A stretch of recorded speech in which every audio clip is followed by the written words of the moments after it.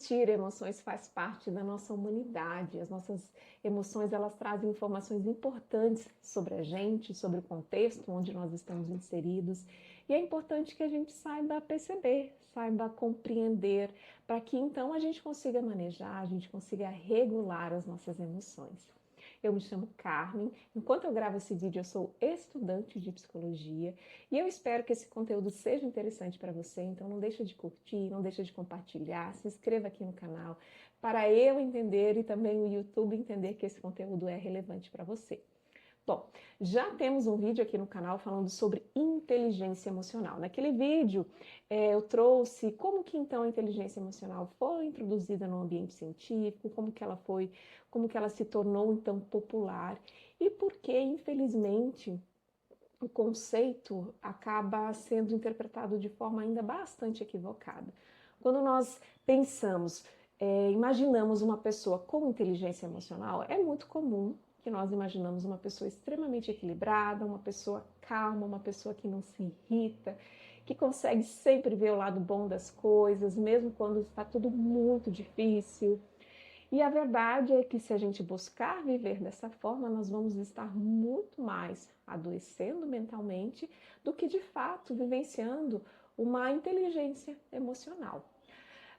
O conceito ele foi introduzido cientificamente por Salovey, Caruso e Maier. Eles introduziram o modelo de inteligência emocional através do modelo de habilidades. E essas habilidades são, então, a gente perceber as nossas emoções, porque as emoções elas trazem pistas para a gente precisa, então, ter a habilidade de perceber essas manifestações, porque algumas emoções elas afetam a nossa cognição, vamos dizer assim, ali os nossos pensamentos começam a ruminar, por exemplo, ou a ter uma aceleração, uma preocupação excessiva, às vezes até uma percepção equivocada da própria realidade. Então as emoções elas fazem isso com a gente, como também elas têm manifestações físicas, as emoções mais de valência negativa, por exemplo, a gente sente tensões musculares, a gente sente a nossa respiração alterar, nossos batimentos cardíacos, algumas pessoas sentem suor, alteração na voz, alteração na expressão facial. Então são essas as pistas que as nossas emoções trazem e que a gente precisa ser capaz de perceber e quem sabe ali começar a nomear o que a gente está sentindo. E não só na gente, também nas pessoas que convivem com a gente, para que a gente consiga também tornar o ambiente, o contexto mais agradável, mais adequado, e a gente seja solícito com as pessoas que estão à nossa volta. Então, a primeira habilidade é a percepção. A segunda habilidade é a nossa capacidade, então, de conectar as nossas emoções com os nossos pensamentos. Trazer a nossa cognição para as nossas emoções. O que eu estou sentindo? E começar também a questionar esses pensamentos, mas vamos num quadro de ansiedade, por exemplo, a pessoa tem um excesso de preocupação, mas essa preocupação, ela é condizente com a realidade? Ou há um excesso, um exagero? Como que a realidade realmente está sendo apresentada? Muitas vezes a gente começa a ter ali uma distorção cognitiva, e isso é muito comum, isso faz parte da gente. Por isso que a gente precisa se questionar se realmente essa preocupação ela condiz com a realidade. A nossa terceira habilidade é compreender as emoções. Como que elas surgem? Quais são os fatores desencadeadores que trazem essa emoção para a gente? O que acontece no ambiente? Qual foi o pensamento que surgiu, que desencadeou essa emoção? Fazer essas percepções, porque a partir do momento que a gente consegue compreender os fatores desencadeadores, por exemplo, a gente começa a criar ali caminhos protetivos, eficientes e não de esquiva completamente, porque a gente vai falar aqui mais para frente sobre a esquiva, mas caminhos protetivos no sentido de que a gente consiga talvez até mesmo regular melhor essas emoções, porque tem situações que a gente não consegue evitar, mas não é a prevenção, é você prever a emoção e já saber como lidar com elas. E A quarta habilidade e última é a nossa habilidade, então, de manejo emocional, de regulação emocional, e como que isso é vivenciado na prática, como que isso é vivenciado na vida real. E é sobre isso que a gente vai falar nesse vídeo, como que é o manejo, como que é a regulação emocional. Para a gente falar sobre isso, é importante que a gente também saiba diferenciar as diferentes realidades. Por exemplo, há um grupo de pessoas onde existe ali uma alteração emocional que é vivenciada mais intimamente ali dentro de si, as pessoas que conseguem então ter um relacionamento social mais adaptativo, mas intimamente ela vivencia sofrimento por desregulação emocional. Mas temos também um grupo de pessoa onde o descontrole ou a desregulação emocional é mais experienciado realmente. A pessoa, ela percebe que o meio onde ela está inserida reconhece ela como uma pessoa com desregulação emocional. Então, pode ser que apresente ali algumas características de alguns transtornos mais graves, e indiferente de qual grupo você esteja nesse momento, onde você é identificada como uma pessoa que tem uma boa regulação emocional, mas intimamente você sofre por precisar viver essa regulação, que às vezes ela não está condizente com o que você realmente precisa manifestar, ou se você é uma pessoa que sofre com a desregulação, você tem uma impulsividade emocional mais significativa, em ambos os casos é muito importante que você busque ajuda de um profissional, busque ajuda de um psicólogo, porque ele vai te ajudar a entender o seu funcionamento, porque quando a gente coloca essas habilidades, o que acontece? Nós podemos, então, saber identificar, perceber as nossas emoções, mas temos dificuldade na regulação. Ou conseguimos regular, mas não conseguimos identificar ou compreender por que elas surgem. Então, é comum que a gente não tenha as 4 habilidades totalmente adaptativas, que algumas delas nós vamos precisar ali de ajuda, de um apoio para conseguir trazer um resultado mais satisfatório. Então, independente de qual grupo que você se identifica nesse momento, não deixe de buscar a ajuda de um profissional para que você consiga ter, então, uma regulação emocional mais adaptativa, que as suas reações, os seus comportamentos sejam mais adequados dentro do que você espera, tudo bem? Bom, e isso a gente já traz então uma realidade, que essas habilidades elas são trabalhadas de formas diferentes para cada um de nós, como também elas não permanecem estáveis por muito tempo. Nós podemos, em algum momento da nossa vida, deixar de perceber as nossas emoções ou deixar de conseguir manejar adequadamente. Então, é algo que nós precisamos manter a constância, assim como qualquer outra inteligência, onde nós precisamos manter os estímulos. A inteligência emocional funciona da mesma forma, e o caminho mais apropriado, onde a gente consegue ter melhores resultados com inteligência emocional, é começando pelo autoconhecimento. Você se conhecendo, você vai entender como que as suas emoções, você vai conseguir perceber as suas emoções, você vai conseguir auxiliar as emoções ali com os seus pensamentos, como também vai entender o porquê que elas surgem e vai ter um melhor manejo, porque o manejo ele vai estar conectado com o que é valoroso para você, com o que você entende ser adequado para você. Porque a regulação emocional, gente, não é simplesmente você estar sempre equilibrado. Não é isso que a literatura traz para a gente. A regulação emocional, ela pode ser vivenciada de maneiras diferentes. Vai depender da pessoa, vai depender do contexto e vai depender também da experiência vivenciada, do tamanho do problema, do fator desencadeador. E isso sempre é muito importante a gente considerar. É muito importante para a gente, então, iniciar, entender se, quando a gente começa, então, a fazer essa percepção em nós mesmos sobre as nossas emoções, questionar o seguinte: essa situação, essa experiência que eu estou vivendo, ela pode ser modificada do que eu estou vivendo agora? O que eu posso modificar? Porque partindo disso, nós podemos então entender que algo pode ser feito e a gente começa então a direcionar a nossa energia nessa ação de resolução, de sair dessa condição, como também a gente pode seguir um caminho da aceitação. Quando que esses caminhos são o mais apropriado? Vamos usar aqui um processo de luto, por exemplo. Quando a gente vivencia um luto, nós não conseguimos solucionar aquela experiência, aquela solução da forma que nós gostaríamos. A gente precisa passar ali por um processo de aceitação e adaptação. Não quer dizer que nós vamos gostar do que nós estamos sentindo, mas a gente vai sentir a tristeza porque algo foi modificado, algo mudou, nós precisamos nos adaptar a uma nova realidade que nos causa dor e a gente precisa aceitar, isso faz parte da nossa humanidade.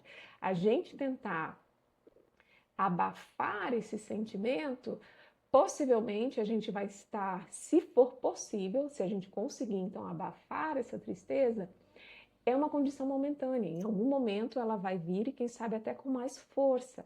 Então, um processo de aceitação também é uma regulação, também é um manejo. Então, se você está experienciando uma situação que não é passível de modificação, a aceitação, ela é um caminho de regulação, de manejo emocional, onde você não se sente bem, onde você não gosta do que você está sentindo, mas você entende que essa é uma realidade, onde você vai precisar se adaptar e buscar novos caminhos para então manejar essa emoção. E existem também outras emoções que se manifestam na gente que são por vias muito fisiológicas, onde o nosso comportamento é extremamente alterado.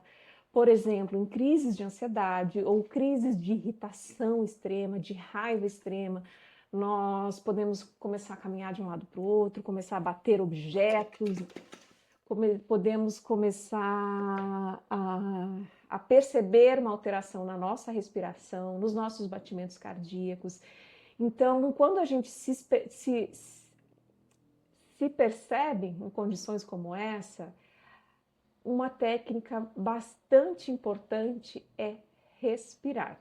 E é muito comum que você não goste de escutar isso, que você precise respirar. Se você está em uma crise de ansiedade, pode ser que você sinta até raiva, porque você não quer respirar. Mas a respiração ela é extremamente efetiva, porque nós estamos falando de um sistema nervoso alterado. Então, da mesma forma que o nosso cérebro, a nossa amígdala, ela disparou algum alerta, a gente vai fazer o caminho contrário. A gente vai enviar a informação através da nossa respiração, que aqui embaixo, no nosso sistema periférico, está tudo bem, que o nosso sistema nervoso central ele pode se acalmar. E você pode perceber que é muito difícil em uma situação de crise você iniciar um processo de respiração. Por isso, técnicas de relaxamento, de autoapaziguamento, elas precisam se tornar um hábito na nossa rotina. Você vai introduzir essa respiração diafragmática, que é muito simples. É só você parar onde você está e inspirar pelo nariz, reter um pouco o ar no seu pulmão e soltar. E repetir isso. Inicialmente você pode fazer por 3, 4 vezes, e aí quem sabe você faça 2, 3 vezes durante o dia, quando você está bem, quando você não precisa respirar. E conforme você vai percebendo, quem sabe você precisa fazer uma apresentação no seu trabalho, você está ansioso, você vai lembrar da sua respiração. Pode observar, a sua memória de trabalho ela vai trazer para você, porque enquanto você respira, você se observa, e traz a mensagem para você de que essa respiração ela tem um objetivo em te trazer mais consciência, em deixar você mais calmo, em fazer com que você permaneça lúcido para observar a realidade, para você manter ali a calmaria. A respiração, ela não vai resolver o seu problema e ela também não vai anular as suas emoções, mas ela vai sim trazer mais consciência para você. Por isso, é importante que você introduza ela como um hábito. Repita 3, 4 vezes ao dia e conforme você vai ficando mais confortável, você vai aumentando ali o período. Começou com 2, 3 respirações, você, quem sabe, chega lá na 10ª respiração e aí você já tem isso introduzido na sua rotina. Quando você estiver em um momento de alteração, você vai respirar e ela vai te ajudar.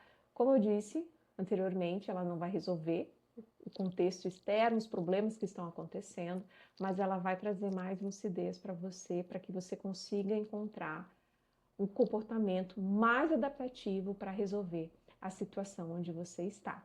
Temos também a esquiva experiencial. A esquiva experiencial ela é um termo usado na terapia cognitivo-comportamental. É muito comum, principalmente quando as pessoas elas vivenciam experiências traumáticas, crises do pânico ou crises ansiosas e até mesmo quadros deprimidos. Então está presente em muitos transtornos, mas também em muitas realidades sem que a gente perceba.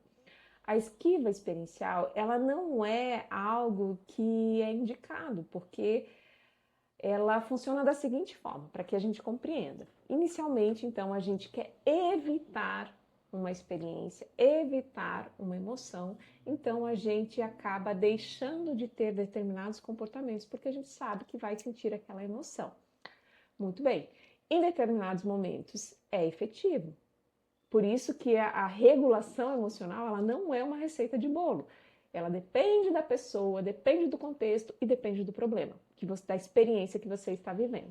Então, a esquiva experiencial, em algumas situações, ela pode ser sim efetiva. Você pode, então, anular ou tentar fugir daquela situação e você pode ter um bom resultado. Por exemplo, se você está em uma situação de perigo e aí você busca um ambiente seguro, busca um ambiente protetivo, possivelmente pode ter sido a decisão mais racional, mais correta, mais adaptativa.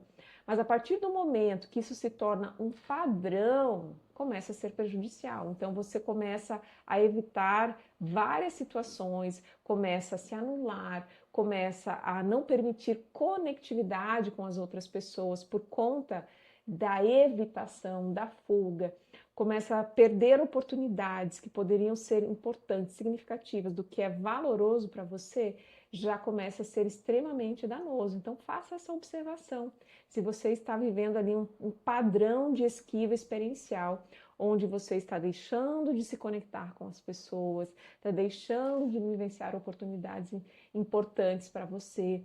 Por exemplo, você almeja muito determinada promoção no seu trabalho, onde você precisa passar ali por uma exposição, precisa apresentar ali um projeto, um case, e você tem bastante timidez de falar em público.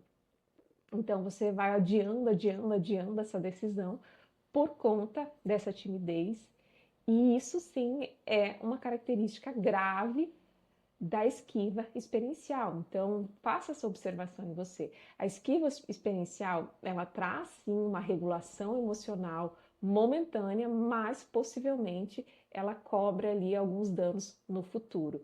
Quando ela é efetiva em situações onde você, de fato, deixou de viver um dano, mas com racionalidade, e ela começa a ser prejudicial, ela começa a te adoecer quando ela se torna realmente um padrão comportamental. Então faça essa observação em você.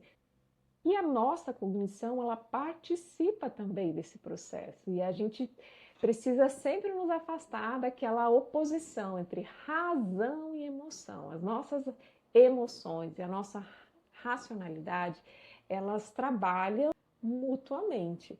As nossas emoções, elas podem surgir de forma extremamente rápida, de forma inconsciente, mas a partir do momento que você já está alinhado ali, trabalhando o seu autoconhecimento, você vai ter a capacidade então de percebê-la e conseguir conectar isso com o seu pensamento. E ali você começa a fazer questionamentos. Na terapia cognitiva comportamental, é usado muito a técnica do questionamento socrático, onde a gente vai se questionando para que a gente consiga ter respostas mais adaptativas, respostas mais realistas. Então, a nossa cognição, ela traz esse benefício para a gente, mas não significa que a gente vai ficar discutindo toda hora com as nossas emoções. A gente, com o tempo, vai desenvolvendo essas habilidades e vai entendendo quais são as informações que elas nos trazem e conseguir ter respostas mais adaptativas com essas informações. E a cognição relacionada às emoções, a gente também pode entender como nós aprendemos as nossas emoções. Lá das nossas experiências na nossa infância, da relação com os nossos cuidadores, com os nossos familiares, como que as emoções foram apresentadas para você? Você já parou para fazer essa observação? Eu não sei você, mas eu me lembro na minha infância, era muito comum a fala de que meninos não choram, de que menino obediente não tem esse determinado comportamento. E não que meninos não chorassem, não é isso. Mas era assim verbalizado. E o bom comportamento, ele era colocado como uma imposição, no sentido de que a gente precisava ser agradável, para que a gente fosse aceita.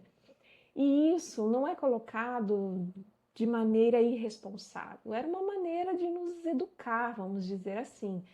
Mas hoje, muitos de nós acabam não compreendendo por que se manifestam de determinadas formas ou por que não compreendem as suas próprias emoções. Então, a forma como as suas emoções, o entendimento das emoções foi apresentado para você também se refletem bastante na sua regulação emocional. Já comentei em outros vídeos que eu tenho um comportamento bastante evitativo e eu conecto muito com essa necessidade, então, de ser obediente, de ser aceita. Tenho muitas dificuldades, passei por muitas dificuldades, né, na questão do posicionamento. Então, esse entendimento, ele vem através do nosso autoconhecimento. A gente precisa buscar esse autoconhecimento para entender por que a gente, então, tem essa necessidade, no meu caso, então, tenho a necessidade de evitar ali um conflito, de aceitar determinada situação, mas depois essa conversa, então, continua ali na minha cabeça e eu vou tentando me esquivar desse pensamento. Quanto mais eu me esquivo, mais a minha atenção fica. Então, perceba, a gente entender o porquê nós temos determinados comportamentos, temos determinada relação com determinadas emoções, é importante para a gente, então, criar ali uma relação mais adaptativa ou até mesmo reações e comportamentos mais adaptativos, porque isso não é permanente.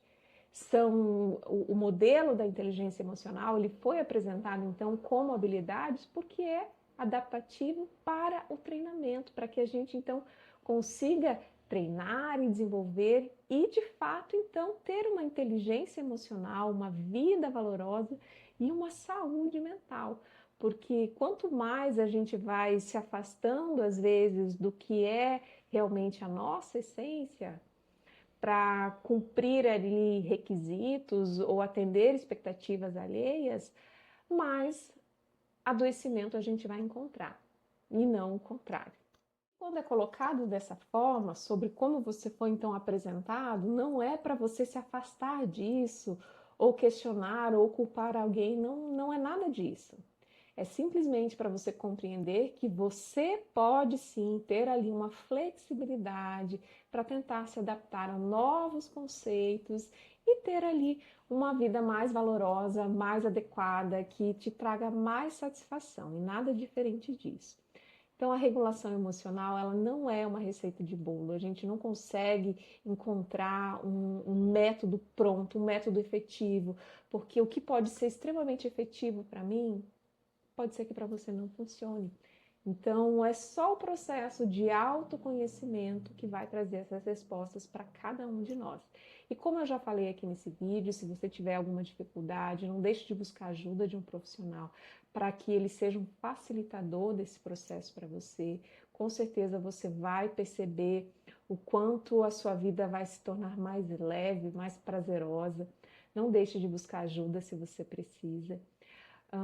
Como eu comentei, isso não é um processo contínuo. A gente vai vivenciando alterações, porque as intensidades, o contexto, as experiências sempre vão mudando.